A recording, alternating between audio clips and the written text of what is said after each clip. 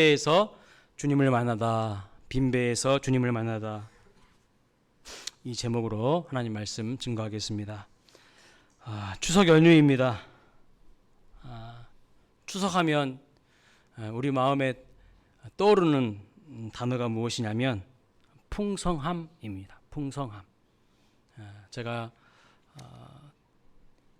차를 몰고 저희 아파트 오갈 때마다 이렇게 현수막이 걸려 있는데 풍성한 한가위 잘 보내세요. 풍성한 한가위.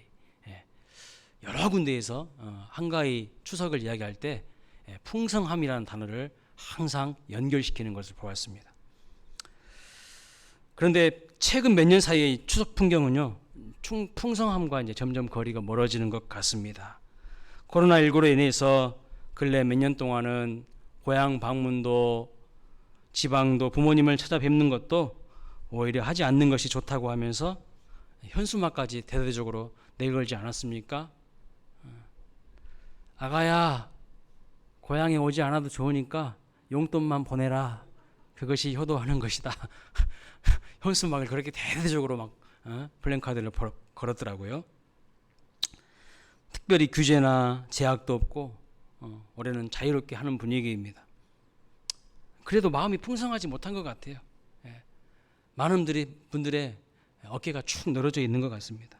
아무래도 경제적으로 너무나도 힘들고 어려운 시기인 이기 때문에 그런 것 같습니다. 고물가, 고금리, 고환율로 인하여서 너무나도 경제적으로 힘들기 때문에 마음이 다들 힘드신 것 같아요. 그래서 많은 분들이 추석이지만 풍성한 나눔은 옛말인 것 같아요. 그냥 말은 풍성한 추석 되세요 하는데 실질적으로는 별로 그렇게 풍성한 추석으로 다가오지 않는 것 같아요.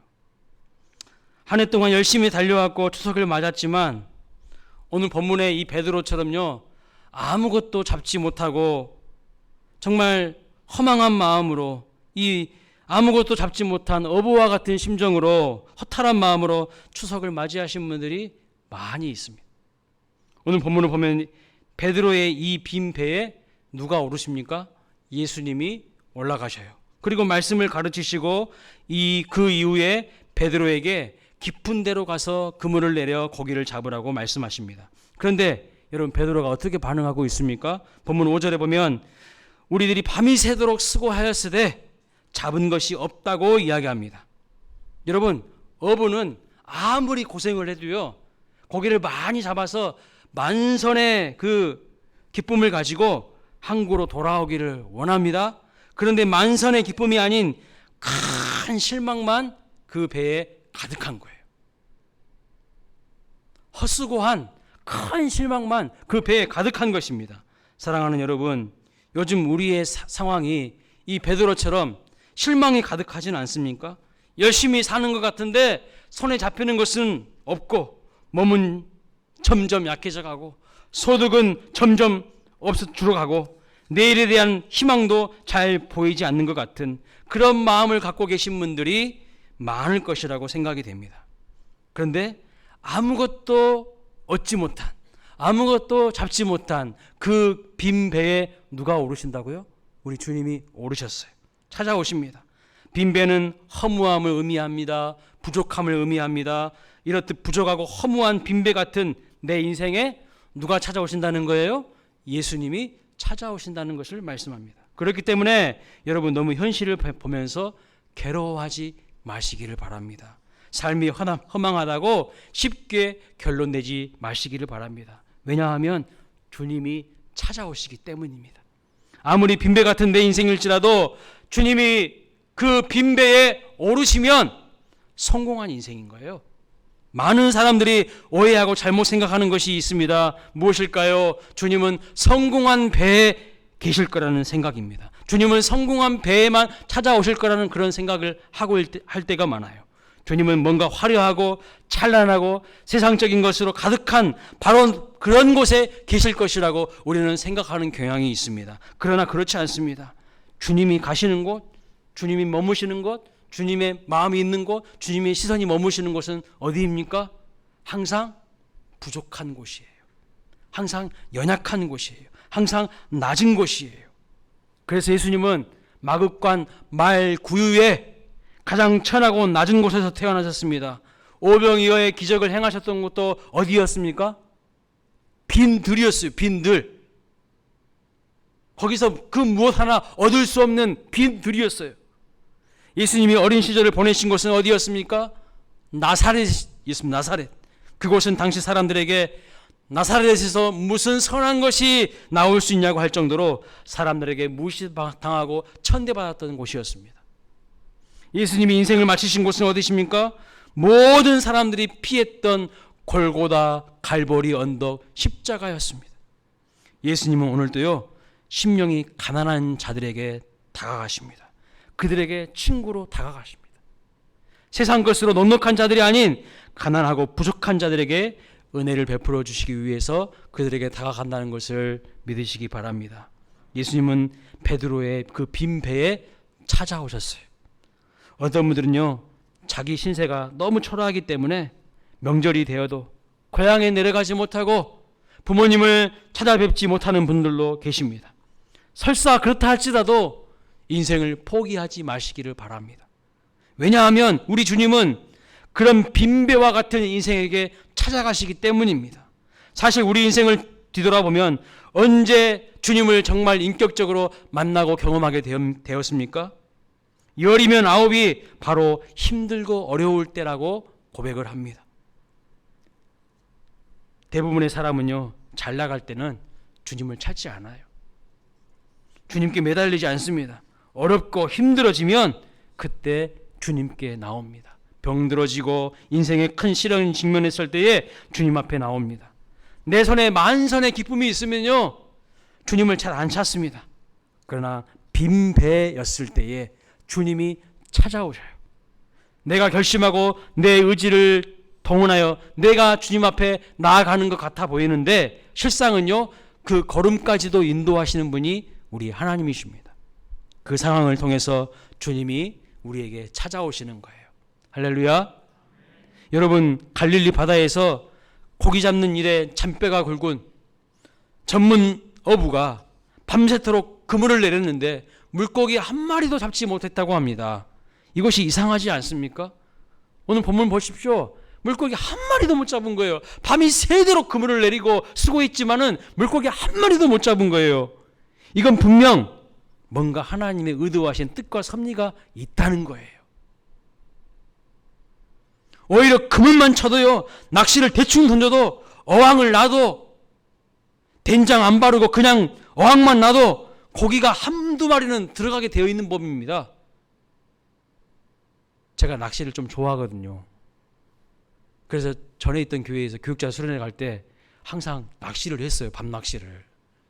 그러면 저는요, 그 전문가도 아닌데 그냥 던져도 고기 제가 한 몇 마리는 잡거든요. 저같이 이 아마추어도요, 고기 잡는데 잔뼈가 굵은 전문 어부 베드로가요, 밤새도록 그물을 내렸는데 한 마리도 못 잡았다? 그것은요, 하나님의 뭔가 뜻과 섭리와 계획이 있는 거예요. 하나님 그런 상황을 지금 연출해 가시는 거죠. 저는요, 물고기 한 마리도 잡지 못했다, 이것이 바로 기적이라고 생각합니다. 거기에 하나님의 의도하신 손길이 개입되어 있는 것이죠. 무엇 때문에 그런 상황을 하나님께서 의도적으로 만드셨을까요?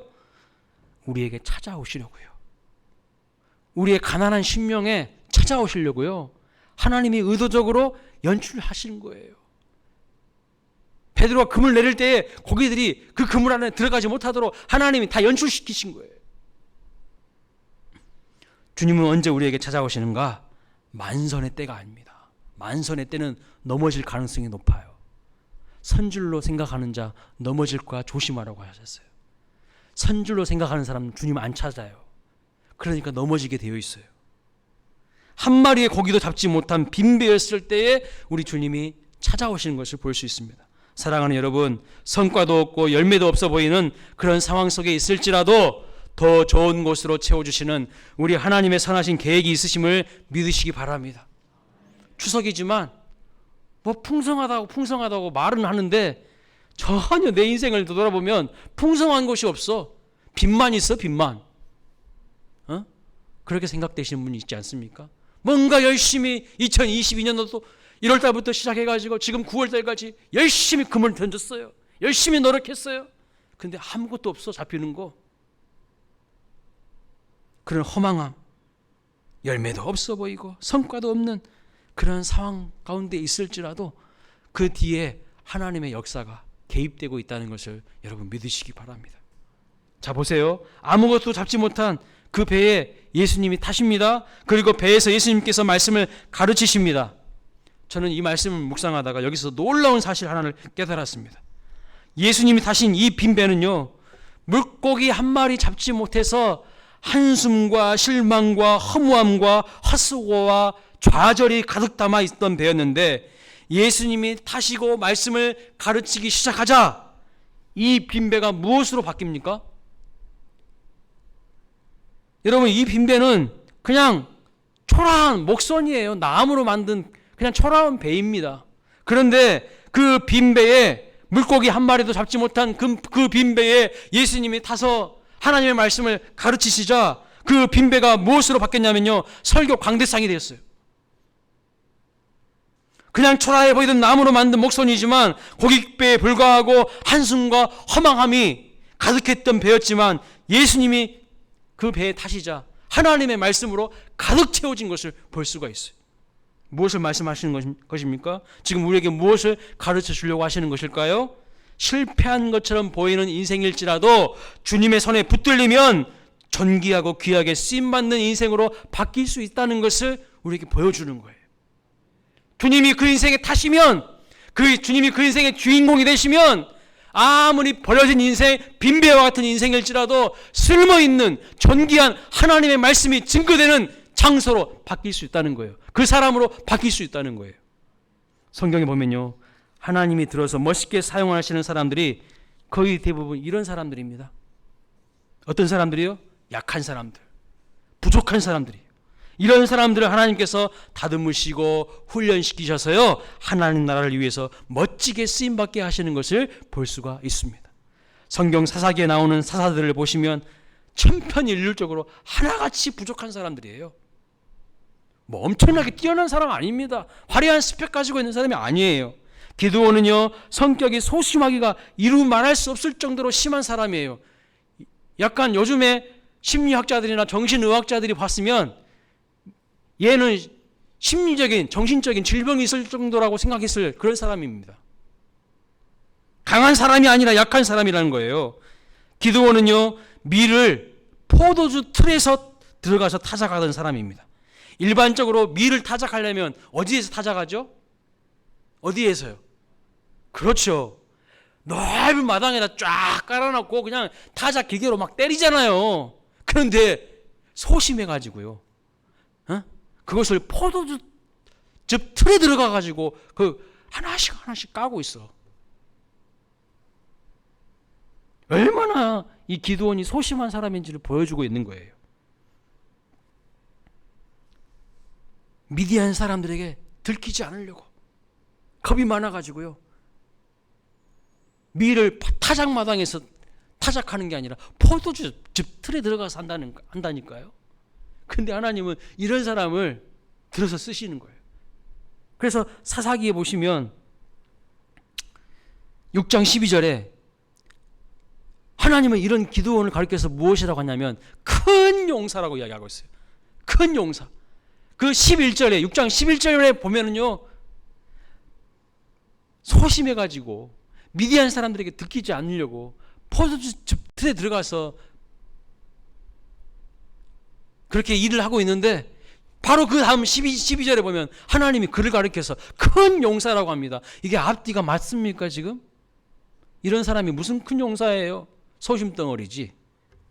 그런데 하나님은 아니라는 거예요. 소심한 사람도, 이렇게 겁이 많은 사람도 하나님의 손에 붙잡히기만 하면 하나님의 큰 역사를 이루는 큰 용사가 될 수 있다고 지금 말씀하고 있는 거예요. 결국 이 겁 많고 소심한 기드온이 하나님의 손에 붙잡히니까 어떻게 되었습니까? 기드온과 그를 따르는 300용사들이 미디안 군대 13만 5천 명을 쳐서 이기게 하십니다. 300명이요 13만 5천 명을 이기게 하시는 거예요. 우리의 계산을 뛰어넘어서 하나님은 일하시는 분이시는 것을 믿으시기 바랍니다. 우리 계산으로 하면요 질 수밖에 없죠. 지는 것이 아니라 대패 다 그냥 전멸할 수밖에 없는 상황인 거예요. 그런데 하나님은 300명 가지고도 13만 5천 명을 이기게 하시는 하나님의 방법이 있다니까요. 자, 사사기에 보시면 또 삼갈이라는 사람이 있었는데 그 사람의 직업이 무엇이냐면 농부입니다. 농부. 그래서 그에게 있는 것은 뭐냐면요, 소모는 짝대기밖에 없어요. 소모는 짝대기. 근데 그 소모는 막대기로 블레셋을 하나님이 이기게 하십니다. 여러분 잘 아시는 다윗은요, 물맷돌 하나로 골리앗을 이기게 하시는 거예요. 뭐 대단하고 강력하고 화려한 무기로 이기는 것이 아닙니다. 자꾸 우리는요, 뭐 대단한 것, 화려한 것, 이거 있어야만 뭐 승리할 수 있다고 오해할 수 있어요. 아니에요. 작은 것, 볼품없는 것이지만 그것이 중요한 것이 아니라 누구의 손에 붙잡히냐, 이것이 정말 중요한 거예요. 그 작은 것이, 그 보잘것없는 것이 누구의 손에 붙들리느냐, 이게 중요하다는 거예요. 하나님의 손에 기드온과 삼갈과 다윗이 붙잡히니 붙들리니 하나님의 위대하심을 드러내는 강력한 존재가 되는 것을 볼 수가 있습니다. 그들의 공통점이 무엇입니까? 성경에 나오는 하나님 앞에 쓰임받는 많은 사람들의 공통점이 무엇입니까? 약한 사람들이라는 거예요. 부족한 사람들이라는 거예요. 그러나 그 약한 사람들, 부족한 사람들이 하나님을 의지했더니 하나님께서 그들을 붙들어 주셔서 세상을 뒤집어 엎는 사람들로 하나님이 바꾸신다는 거예요. 우리 광일교회 약한 교회 맞습니다. 인정할 건 인정합시다. 부족한 교회 맞아요. 그러나 여러분 한 사람 한 사람이 하나님의 손에 제대로 붙들리면요, 어떤 교회에 못지 않는 하나님의 크신 역사를 이루는 위대한 교회, 그런 교회 될 줄로 믿습니다. 하나님은요, 그렇게 연약한 사람들도 충분히 들어서 멋지게 사용하시는 분이심을 믿으시기 바랍니다. 오히려 화려하고 강하지만 교만한 사람은요, 하나님은 절대로 사용하지 않으세요. 그래, 네 할 대로 해봐라. 네가 한번 네 인생 알아서 해봐. 절대 그런 사람하고는 하나님이요 함께 하지 않으셔요. 자기가 생각해놓은 수에 자기가 걸려서 넘어지게 하시는 겁니다. 교만해서 하나님을 의지하지 않는 거예요. 하나님의 뜻대로 하지 않기 때문입니다. 그래서 하나님은 겸손히 엎드려서 하나님의 은혜와 능력을 구하는 그 사람, 기도하는 사람을 좋아하시고 그들을 통하여서 하나님의 아름다운 역사를 오늘날도 이루어 가시는 것임을 믿으시기 바랍니다. 따라서 여러분, 나의 약점, 나의 단점, 나의 결함 때문에 제발 열등감에 빠지지 마시기 바랍니다. 불평하지 마세요. 나에게 이것만 주시면 잘할 것 같은데 왜 나에게 이건 안 주셨을까? 다른 사람에게는 있고 나에게는 없는 그것을 보면서 열등감에 사로잡힐 때가 있는데 그것만 주목해서 보시지 말라는 것입니다. 우리 인생에 없는 것을 보면서 허망하다, 희망이 없다 한탄하지 마시고 다만 그 빈 배의 공간을 주님으로 가득 채우시길 바랍니다. 아무것도 잡히지 못한, 아무것도 얻지 못한 그 빈 배에 주님이 오르시자 그 빈배는요 하나님의 말씀으로 충만해졌어요. 하나님의 말씀으로 충만해지면요 소망이 생기는 거예요. 하나님의 새로운 역사가 일어날 수 있다는 것을 믿으시기 바랍니다. 하나님의 말씀으로만 충만하게 채우시길 바랍니다. 그렇게 될 때에 약함을 들어서 강하게 하시고 부족함을 들어서 마귀를 쳐서 멸하게 하시는 하나님의 놀라운 역사와 능력을 경험하게 되실 줄로 믿습니다. 자, 이제 말씀을 마치신 예수님께서요 베드로에게 명령하십니다. 4절 보시면 말씀을 마치시고 시몬에게 이르시되 깊은 데로 가서 그물을 내려 고기를 잡으라 이렇게 말씀하셨어요. 여러분, 이 요구는 베드로의 입장에서 볼 때는요 참 무례한 요구입니다. 비합리적이고 비상식적인 요구입니다. 여러분이 베드로라면 어떻게 반응하셨을 것 같으세요? 예수님이 여러분에게 찾아오셔서 여러분이 잔뼈가 굵은 어부예요. 전문가예요. 물고기 잡는 전문가야. 근데 그 전문가한테 에이 저쪽에 가서 그물 한번 내려봐. 잘 잡힐 거야. 그럼 여러분들이 어떻게 반응하실 것 같아요? 예수님이 제정신이 아니라고 미쳤다고 하시지 않았을까요? 나를 무시한다고 화를 내지는 않았을까요? 예수님은요 우리에게 하나님의 역사와 기적을 보게 하실 때, 경험하게 하실 때에 우리를 더 큰 믿음으로 도약시키실 때에 항상 이런 요구를 하십니다. 그냥 기적을 경험하는 거 없어요. 그냥 아무것도 하지 않는데 기적 경험한 거 없어요. 반드시 하나님께서 요구하시는 거예요. 내 생각을 뛰어넘는 그 무엇을 하나님이 요구하세요. 거기에 믿음으로 반응하면요, 하나님의 기적을 경험할 수 있어요. 하나님의 살아계심을 경험할 수 있어요. 그런데 우리는 그것을 뛰어넘지 못할 때가 많아요. 내 상식으로, 내 합리적인 생각으로, 세상의 논리로 그 주님의 명령을요 무시해버리는 거예요. 죽여버리는 거야. 그러니까 항상 그 수준인 거예요. 믿음 없는 사람들은요, 예수님의 이런 명령을 듣고 어떻게 반응할까요? 듣고 비웃던가 속으로 화를 내던가, 어떤 분들은 공격적으로 돌을 던지는 사람들도 있을 것입니다. 직업적으로 따지면 예수님은 목수였습니다. 그런데 목수가 평생 물고기 잡는 일의 전문가인 어부 베드로에게 이래라 저래라 한다는 것이 말이 됩니까? 어부 입장에서는요, 완전히 자존심 상하는 일인 거예요. 완전히 자존심 상하는 일인 거예요. 그것도 대낮에 그물을 내리라고 하고 있어요. 그때 당시 사람들이 사용했던 그물은요, 대낮에 그물을 내리면 물고기들이요 그것을 다 본답니다. 에? 물고기들이 다 그것을 보고 있대요. 아이고, 저놈들이 나를 잡아먹으려고 그물을 내리고 있구만. 절대로 그물로 안 들어가야지. 그래서 낮에는요 그물을 내리는 것이 아니라고 합니다. 전문가들은 다 알아요. 물고기 좀 잡아보신 분들은 다 알아요. 그래서 그물은 밤에 던지는 거예요. 밤에. 그런데 예수님이 베드로에게 그물을 내리라고 하시는 시점은 해가 중천에 떠 있는 대낮입니다. 고기를 잡을 수 있는 시간대가 아니에요. 그리고 이미 그물도 오늘 본문 말씀 보시면 다 지금 씻어놓은 상태예요. 정비를 다 맞춰놓은 상태입니다. 여러분, 마치 이런 거예요. 가정에서 설거지 다 해놨는데 나중에 밥 달라고 하면 우리 집에서 일하시는 권사님들, 여집사님들 어떠십니까? 기분이 어떠세요? 나쁘죠? 그렇습니다. 피곤해 죽겠는데 또 밥 달라고 하는 거야. 아니, 밥 먹을 때 같이 먹던가. 내가 맨날 밥하는 신모도 아니고 말이지. 기분이 나쁠 때가 있어요. 지금 베드로가 직면한 이 상황이요, 어떤 상황이신 줄 이해되시죠? 전문 어부가 밤새 그물을 내렸지만 고기 한 마리도 잡지 못했어요. 그리고 이제 날이 밝아서 그물도 다 씻고 정비했어요. 그럼 언제 다시 일반적으로 고기 잡으러 갈까요? 밤새도록 지금 수고하고 왔으니까요, 집에 가서 잠을 자고 좀 쉬어야 또 밤에 일어나서 고기로 잡으러 갈 것 아닙니까? 그런데 예수님은 지금 당장 가라는 거예요. 지금 당장, 바로 당장 고기 잡으러 가라는 겁니다. 예수님의 이런 요구가 여러분 상식적입니까? 상당히 무례해 보이지 않습니까?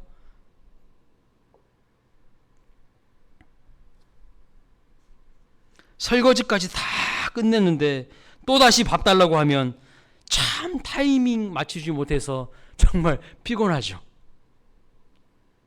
내가 그물을 내릴 때에 하나님이 그때에 많이 잡히게 해주시면 얼마나 좋아요. 그런데요, 하나님은 그때 잘 일하시지 않더라고요. 네? 하나님은 그때 잘 일하시지 않아. 그때 그렇게 하면 사람들은요 거의 대부분 동일한 이야기를 해요. 무슨 이야기를 할까요? 내가 잘나서, 내가 좀 스펙이 되니까, 내가 지금까지 노력한 것이 많으니까, 내가 열심히 해서, 내가 일을 잘해서 그렇게 되는 줄로 상당히 오해하고 착각합니다.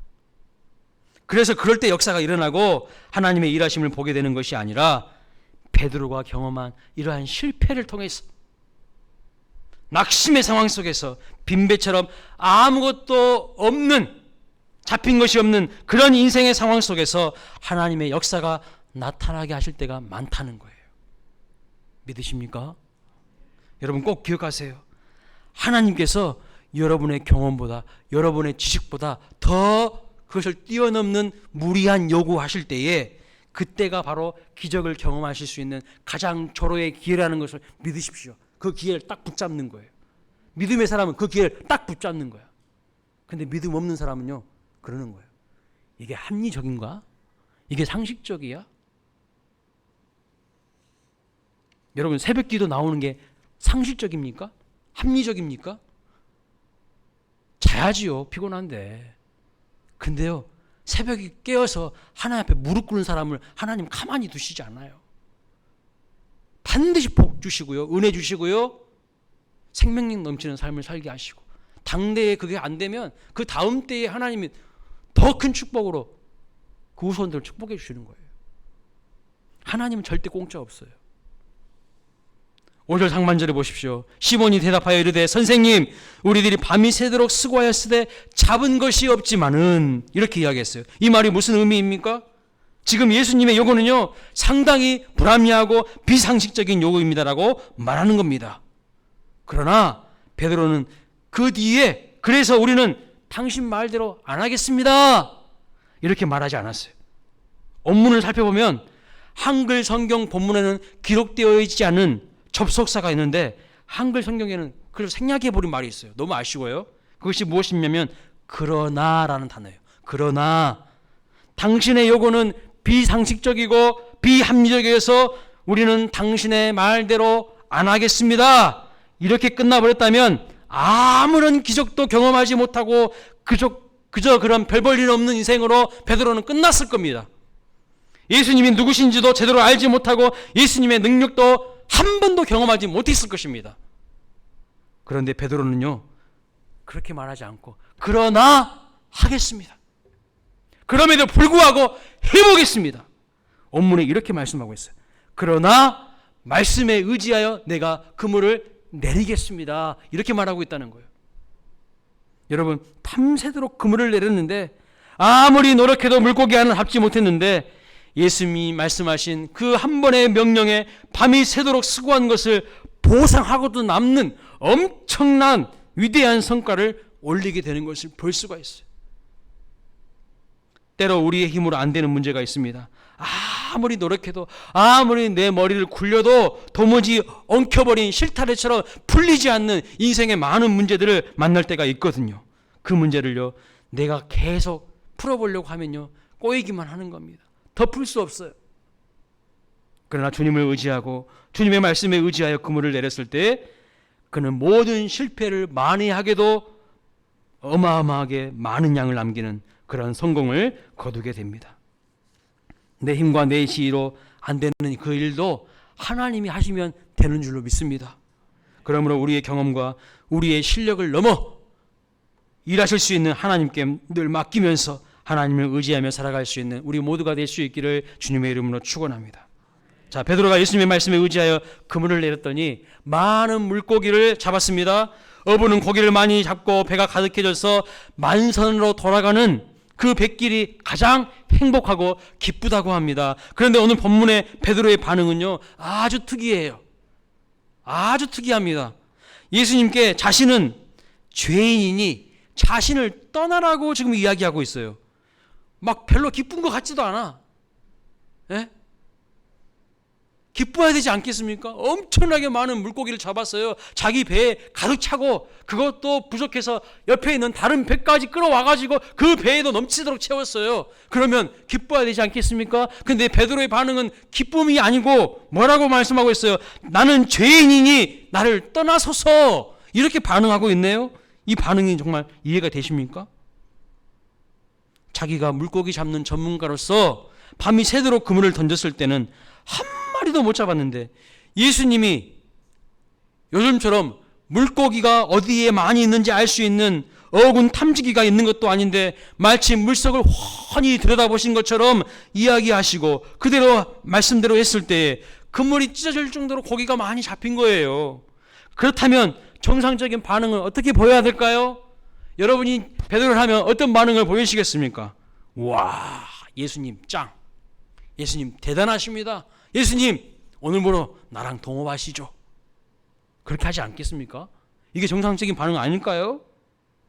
그런데 베드로는 그런 반응은 전혀 찾아볼 수 없고 왜 예수님에게 나를 떠나시라고 이렇게 이야기했을까요? 이게 뭘 의미하는 걸까요?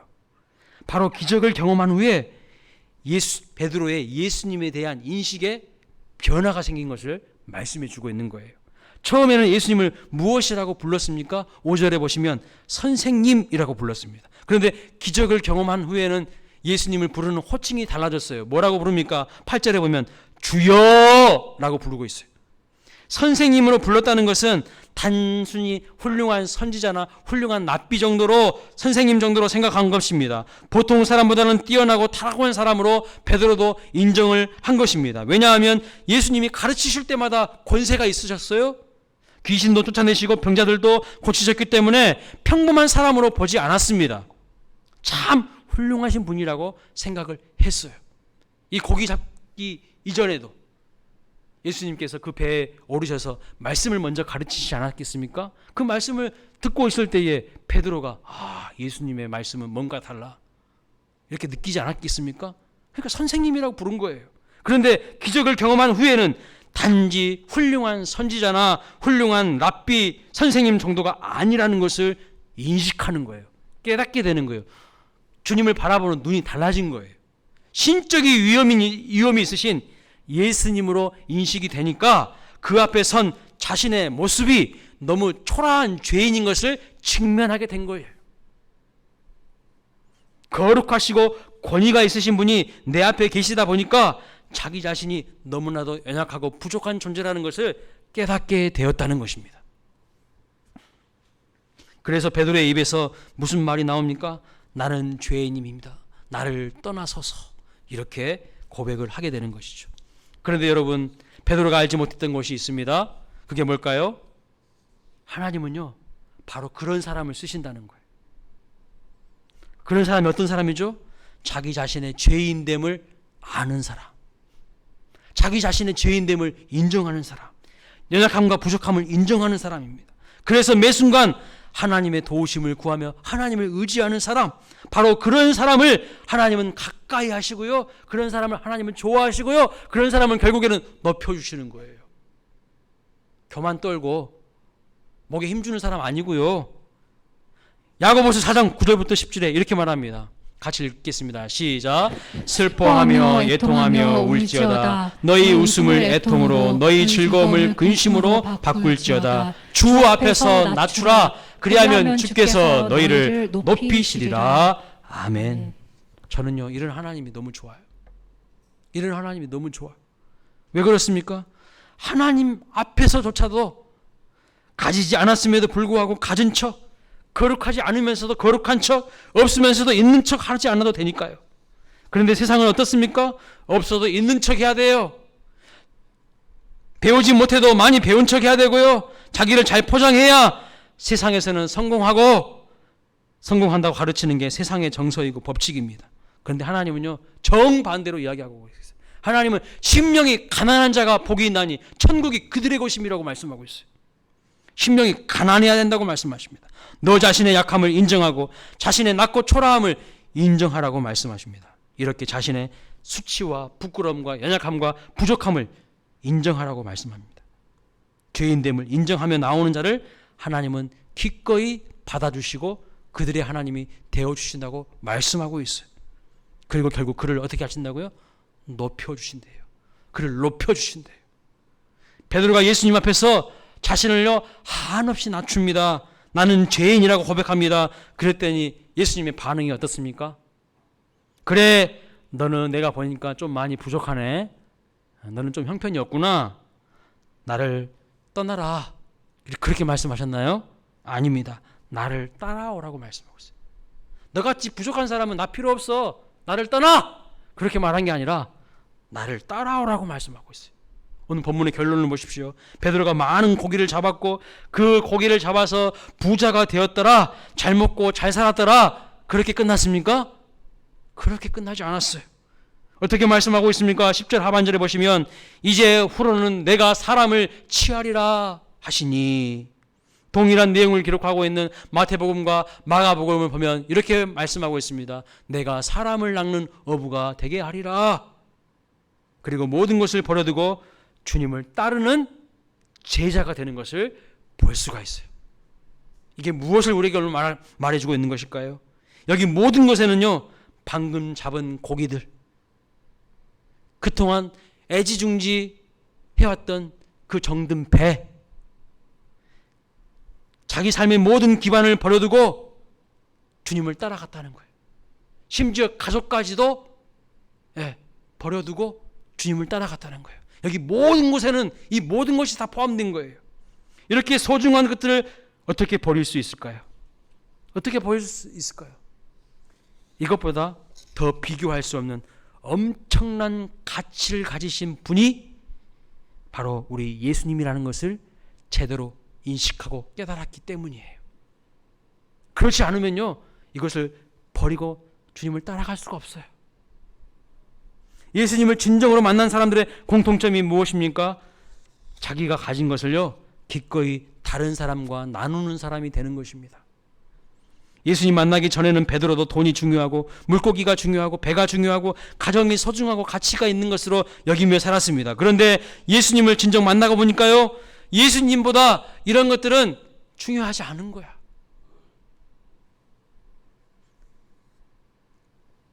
사도 바울도 예수 믿던 사람들을 핍박하던 사람이었습니다. 죽이던 사람이었습니다. 그런데 진정 예수님을 만나고 보니 그가 어떻게 고백합니까? 이 모든 것을 세상의 배설물로 여기고 그리스도를 아는 지식이 가장 고상하다고 고백합니다. 정말 가치 있는 그 예수님, 가치 있는 존재를 발견한 사람들의 공통된 고백이에요. 세리장 삭개오는요, 민족의 반역자라는 비난을 들어가면서까지 동족의 피를 빨아 자기의 배를 채우는 세리장이었습니다. 나쁜 이미지로 딱 각인된 사람이었어요. 그런데 그가 예수님을 만나고 나니까 자기 인생의 전부였던 돈을 바라보는 관점이 달라져요. 오늘날 인생의 전부가 돈이라고 생각하는 사람들이 너무나도 많습니다. 그러나 이 세리장 삭개오는요, 예수님 만나고 보니까 자기 소유의 절반을 가난한 자들에게 나눠주고 남의 것을 빼앗고 토색한 것에 대해서는 4배나 더해서 갚아주는 사람이 되는 것을 볼 수가 있어요. 사랑하는 여러분, 진정으로 예수님을 만나셨습니까? 지금도 삶의 순간순간 예수님을 만나고 계십니까? 그렇다면 인생이 물고기 잡고 잘 먹고 잘 살았더라로 끝나면 안 된다는 거예요. 그것을 오늘 말하고 있는 것이 아니에요. 베드로가 만선의 축복을 받고 업한장에 가서 고기 팔아서 돈 많이 벌어서 이제는 일하지 않아도 될 정도로 평생 살 수 있는 큰 돈을 벌었다, 이렇게 인생이 끝난 게 아니라는 사실입니다. 근데 많은 사람들이 이것을 삶의 목적으로, 삶의 목표로 삼고 있다는 거예요. 그의 삶의 우선순위와 가치는요, 완전히 새롭게 달라졌습니다.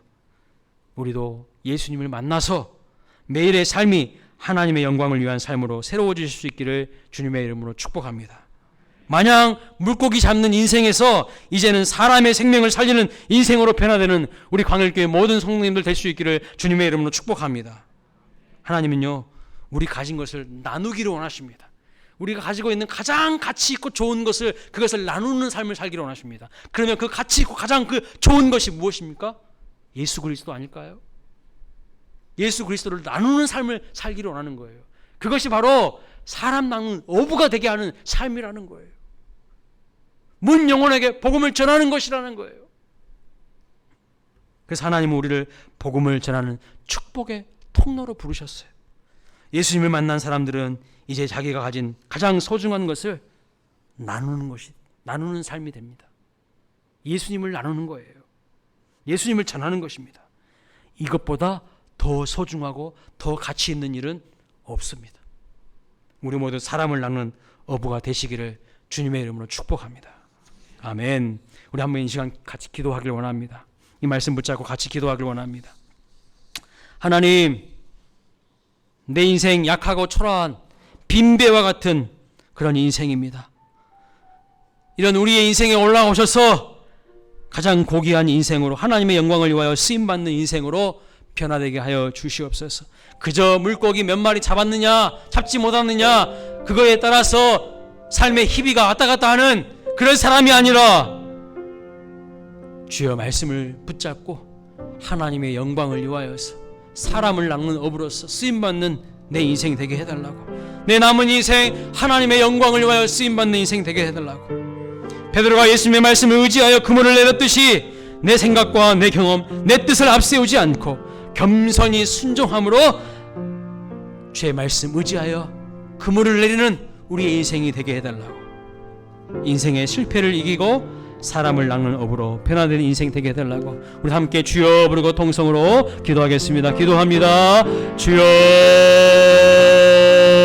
아버지 하나님, 약하고 초라한 빈배와 같은 우리의 인생입니다. 하나님, 우리 인생 가운데 오셔서 아버지 말씀하여 주시고, 주님 아버지, 주님 그 말씀하실 때에 아멘으로 순종하며 주의 말씀 의지하여 그물을 내리기를 원합니다. 그리하여서 만선의 기쁨을 가지고 하나님 아버지, 하나님께 영광을 올려드리는 우리의 삶이 되게 하여 주시옵소서. 그것뿐만 아니라 모든 것을 버려두고 주님을 따라갈 수 있는 제자의 삶이 되게 하여 주시옵소서. 세상의 것에 아버지 만족하지 않게 하시고, 세상의 것을 소유하는 것에 삶의 목표를 두지 않게 하여 주시고, 하나님이 원하시는 것이 진정 무엇인가를 깨닫고 그 하나님과 함께 동행하는 제자의 삶, 우리의 삶이 되게 하여 주시옵소서. 사람을 낚는 업으로 우리 모두가 아버지 쓰임받는 복 있는 인생들 되게 하여 주시옵소서. 아버지, 우리 다 함께 자리에서 일어나셔서 약할 때 강함